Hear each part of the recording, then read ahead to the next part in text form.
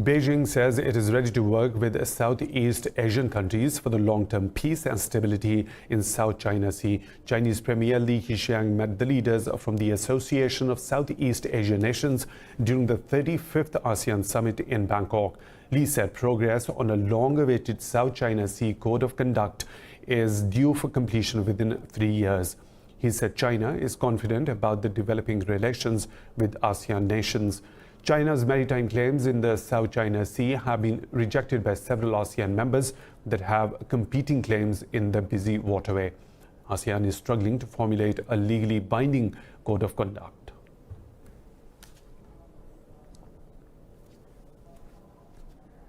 For more on this, we are joined by Assistant Professor Piti Sranganam, ASEAN analyst from Bangkok. Thanks for your time. Mr. Sranganam, China's Premier Li Keqiang has said there has been progress in talks with ASEAN on a code of conduct for the South China Sea. Considering the increasing frequency of the U.S. freedom of navigation voyages in the South China Sea, how will the code of conduct help to reduce regional tensions? I think the intentions of ASEAN to push forward the code of conduct is because we designed the code of conduct to be concordances with the UNCLOS, United Nations Conference on the Law of the Sea 1982. And of course, for the past couple of years, there's a lot of struggle to sign and implement this COC. But lately, as you see, when Thailand chaired the ASEAN Summit and ASEAN-China Summit, we see a lot of good signal. For example, from the very start point of this year, we see the strategic conversations between Thailand and China, and they seem to be very happy with this recent development in the COC. And lastly, we saw the news article released by Chinese Embassy in Thailand, and this article wrote by Li Keqiang, Premier Li Keqiang, and distributed to some of the Thai newspaper in Thailand. And this article said this COC will be concluded by the year 2021. And we see another good sign from ASEAN Summit meeting, right? Because right now we have a COC without any binding in order to protect the environmental issues in South China Sea. Hence, this is the very good starting point that ASEAN and China at least accomplish some of the agreements. And of course, since we designed these agreements to be concordant with the UNCLOS, we expect a very good signal of freedom, safe, and environmental protection navigations in South China Sea. Yesterday, Malaysia's Prime Minister Mahathir Mohamad spoke about the negative impact of the trade war between China and the US on economic growth around the world. Considering that ASEAN is the world's fastest growing regional economy, how deep has the effect of the trade war been?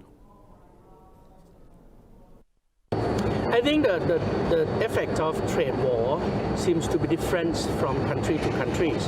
For example, in case of Thailand, in case of Malaysia, our export dropped a lot. Our GDP growth rate dropped some.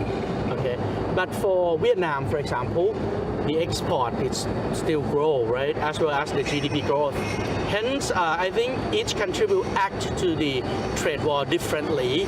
But of course, ASEAN tried very hard in order to release something tangible, in order to consume that ASEAN and our dialogue partners still still stand on the idea of liberalization in trade and investment. And that tangible thing is RCEP, ASEAN. Mr. Sri Sanganam, doubts about the signing of RCEP free trade agreement are swirling over the ASEAN summit because of India's position. Do you expect the agreement to be signed on Monday, or is it likely to be delayed once again?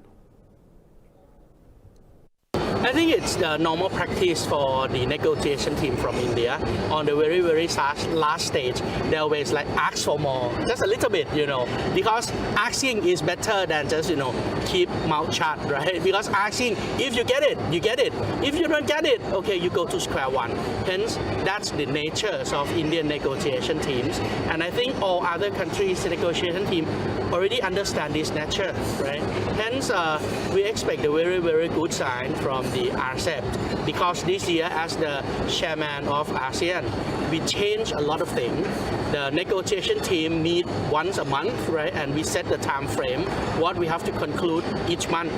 And we increase the number of ministerial meetings from 1 or twice a year to 4 times a year, right? We expect a very, very good signal. And of course, this Monday, we can see some of the conclusions. Even it's not 100% complete, but at least we still see a lot of progress, especially the significant progress. Hence, celebrate 80% complete or 90% complete or even 100% complete is always the good news. Mr. Sri Sanganam, thanks for talking to Indus News.